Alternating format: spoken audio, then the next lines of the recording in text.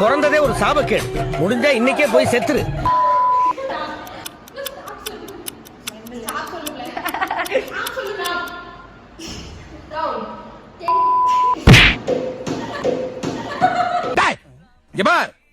என்னை பத்தி உனக்கு தெரியாது.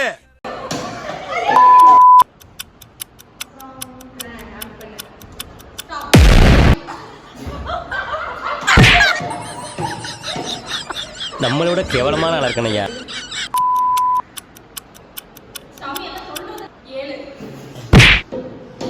வேண்டாம் சொன்னேன், இவன் தான். நானும் வேணாம்னு தான் சொன்னேன், அவன் தான். நானும் வேணாம் சொன்னேன். யாரு? நான் தான்.